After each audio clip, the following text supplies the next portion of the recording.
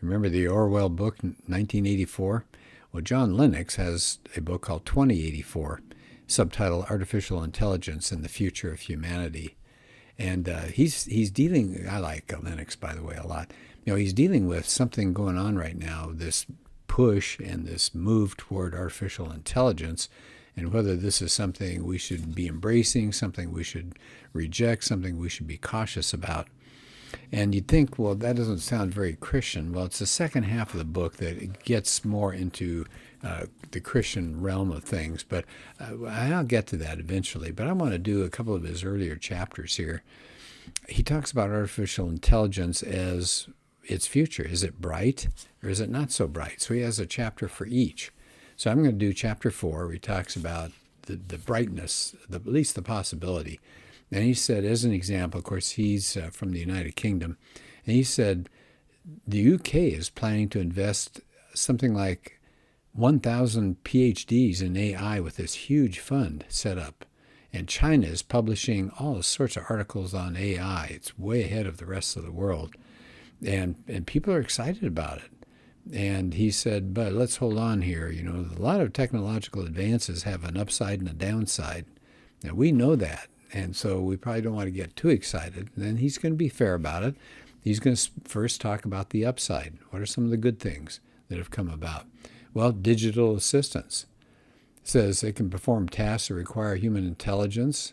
So you get Alexa and Siri. They'll answer our questions. They'll give recommendations. They'll book travel for us. They'll control the smart devices in our house. So that's great. He said some digital assistants are being trained in advanced speech recognition so they can give early warning of possible self-harm or maybe even suicidal tendencies. Then there's medicine.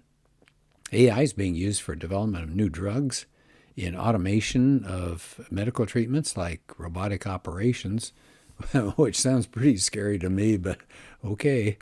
And health provision, he said, especially in diagnostics, it's amazing what it can do in that field. He quotes again from England, the chief executive of their National Health Service says, health providers will be paid to substitute clinicians with machines as the NHS embraces artificial intelligence to improve patient outcomes and deliver savings. Now, the first part, I like that. It'll improve patient outcomes. Well, let's hope that's true, but deliver savings. Okay, if they'll use their money wisely, but anyway, that's just me kind of worrying about dollars. But he said even in this area of medicine, there could be a downside. So he's giving us a peek on the other side of it. He says that the Academy of Medical Royal Colleges in the UK warns that if you have more health apps, that medical services could be overwhelmed because people who are actually okay, but their AI-enabled smartphones or their fitness attachments have erroneously told them they've got problems, they need to go seek medical help, they start flooding the medical facilities there. All right, so let's skip over what else can go on here in the positive realm of artificial intelligence. Well, how about autonomous vehicles? We're starting to see that on the road. Get more self-driving cars out there, supposed to be safer, faster, making better decisions, and let's hope that's true. Says that may work. We'll see. Can you imagine? I think it's crazy enough out there in the freeway with people behind the wheel, but I don't know, maybe. Language translators. He said all he needs to do, he's talking as himself, John Lennox, he said all I have to do is write a letter in English, feed it into a Google Translate, within a few seconds I have a German translation. He said, I'm ready to go. He said that's phenomenally useful. It's used in advertising. It's used in industry. It said it'll, for example, it can help experiments find out the best high-capacity car battery. It can help in the planning and decision-making stages. I thought it was interesting. They have a robotic flying scarecrow that uses an AI system to keep birds away from airports so planes don't crash after they've sucked in some birds. How about somebody said this? This is a man named Stephen Shanklin. He's the vice. Oh, this is a report that the vice president of AI for Google said the previous day, AI is still very, very stupid. It's really good at doing certain things which our brains can handle, but it's not something we could press to do general purpose reasoning like analogies or creative thinking or jumping outside the box. But I mean, there are some great things that it can do. So he ends the chapter by saying, here's an optimistic summary of everything he's been talking about so far. Astronomer Royal Sir Martin Rees said this: our lives, our health, and our environment can benefit still more from further progress in biotech, cybertech, robotics, and AI. To that extent, I'm a techno-optimist. Well, he also said in the rest of his talk, but there is a potential downside. These advances expose our interconnected world to ever new vulnerabilities. And that's what Lennox is going to talk about in this next chapter. So I want to cover both today. And by the way, he's got extensive notes at the end of every chapter, so you know where he got his information. He's done a thorough job of researching here. So here's the next chapter. This is chapter 5. Perhaps the future is not so bright after all. And he said, take job recruitment as an example. He said AI is being used more and more for large corporations for hiring.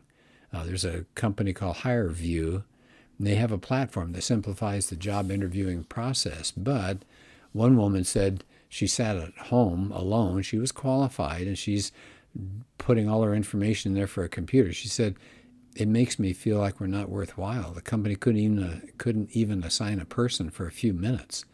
That's becoming less human. Well, yeah, it is. Exactly. What about a threat of losses in jobs? So you may get a job if a computer waves you through, but it might take your job someday. So there's a deepening concern on the part of a lot of people that jobs are at risk from developments in robotics and AI. Machines are already replacing humans, doing a lot of manual things. And it says eventually we're going to see machines replacing humans that are doing thinking things. So it's one thing just to replace people having to do back-breaking work. That's great. But replacing people at thinking, it says, he says, of course, the fact that it technically might be possible to replace a worker with a robot doesn't mean it's going to make economic sense to do that. But one person, and they did a survey with different people in academics, and it said AI should be better than humans at pretty much everything in about 45 years. And others predicted that all human jobs would be automated within 125 years. Now think about that for just a minute. If every one of those jobs is lost and you don't do anything, how do you spend your day?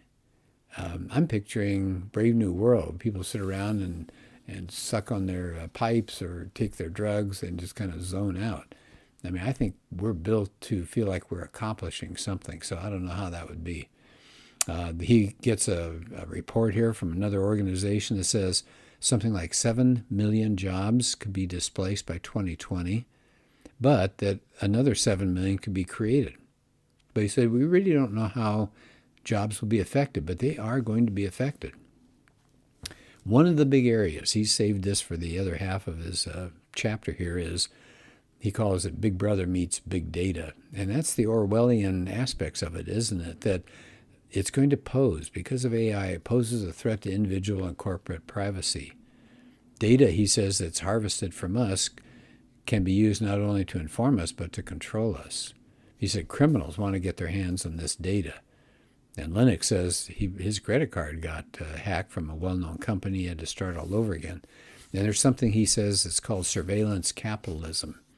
And he said we're moving into kind of a new economic order that collects the big data that we generate and exploits it as raw material to make money in ways that are less obvious to most people. Now, he mentioned Siri and Alexa. He said, novelty blurs the oddity of paying to live with a vigilant, inhuman spy linked to an all-too-human corporate profit center thousands of miles away. He says, if you're going to, now this is not him, this is a woman that he's quoting here, if we're going to welcome an ill-regulated corporate eavesdropper into our house, she said, that's a dumb, reckless way of self-bugging. That's an interesting way to put it, isn't it? Well, that's corporate. Corporate, or I think he called it, let me go back a page. Did he call it corporate? Surveillance capitalism. But here's another kind of surveillance that's really dangerous, and we're seeing it all over the world, and that's surveillance communism. And he said a few years back, there was a report on the development of AI in China, and China was spent about $200 billion in 2017 on domestic security. They're going to install something like 400 million cameras by the year 2020, so that's already passed. Now he said, what's that going to be like? China is using AI for social control, not to make lives better, not to make life safer, but just so they can control them better. He said they're gradually rolling out a social credit system to check on the reliability and trustworthiness of its citizens. So you get social credit points to start with, and you get more if you do things like use public transit, if you keep fit, if you report on somebody you've seen with large amounts of foreign currency. So you get social credit points if you rat on your fellow human being there. As your points accumulate, you can get more and more perks. You get better jobs, better mortgage opportunities, better places for your kids in school, travel possibilities, and things like that. Whoa, but what about if you're antisocial, like maybe you associate with somebody that the government thinks is unsafe, or you come into contact with the police, or you overindulge in alcohol, you lose points. And that leads to penalties. You'll get less access to a job that you'd like, less access to a house you might enjoy, restrictions on your travel, maybe even the restaurants that you could visit. You might even be denounced, he says, as a discredited person on a public television screen as you walk past. Does this sound like Big Brother? Yes, it does. He said a lot of it is based on advanced AI facial recognition techniques, and that gets funneled into a central computing center, which will soon have millions of cameras reporting on it. It says Chinese companies are fitting their employees, in some cases with headgear that conceals technology, to read the brain waves and send the data to computers that check on emotions like depression, anxiety, or anger. Wow. So he says you can see these plans represent a massive hacking of human beings, and they're taking the world to what he calls a rather scary step toward a dictatorship, an authoritarian dream world. He said that could spread so quickly all around the world. He says the London Times in 2019 reports on a 2-year analysis of more than 1,000 studies of the relationship between facial movements and emotions. And they did not find support, interestingly enough, for a stereotypical facial expression as being predictive of feelings. He says, so you can't really tell, for example, you can't infer happiness from a smile or anger from a scowl. But he says, many major providers of security technologies think otherwise. Well, he said, if that's the case, you're going to have a lot of mistakes, and there are going to be some tragic injustices that people that get targeted. So maybe you have a scowl on your face because you have a headache, but somehow that's interpreted as being anti-government for the day. Well, that's terrible. And then he focuses on a terrible thing that's been happening in Western China with the Uyghur people. They're predominantly Muslim, and the Chinese have done all sorts of surveillance. They've harassed those people. They've imprisoned them. They've forced them into re-education camps and all. And he said those re-education camps house up to 1 million of them. And why are they there? It was surveillance apparatus that sent them there. It says many families have actually been split up. Uyghur families, husbands taken from their wives, children taken from parents. And these centers that are prisons really are trying to eliminate the Uyghur culture, turn the inmates into loyal Chinese citizens. It just gives me a chill thinking about it. So he said, what's going on is we're trading freedom for security. He said, that's in the air. He said, that's an Orwellian dystopia with a vengeance. Credit scoring firms, he says, are increasingly dealing in indexes that bear no relationship to bank statements. He says insurance companies fit cars with tracking transponders to keep tabs on people's mileage. He says Facebook, they've been storing records of its members for their calls and texts, often without them knowing about it. And they allow companies like Cambridge Analytica to access it on a huge scale. Wow. Then there's military use of artificial intelligence, autonomous weapons. And a person like Putin even said leadership in AI is going to be essential to global power in this next 100 years. So here we go. All sorts of things going on that are dangerous. He said, what we have to do, he said, we've got to ensure that research in AI is ethically structured so that you end up with systems that are safe, secure, and designed with commonly held human values. Now, of course, that's the catch, isn't it? What are our commonly held human values? Those seem to be going away from us. So he said, it's one thing to have a mission statement that we're going to be real careful with this stuff, but he said, how do you get them owned in the hearts and minds and behavior of people for whom they're designed? And he said, that's the big problem.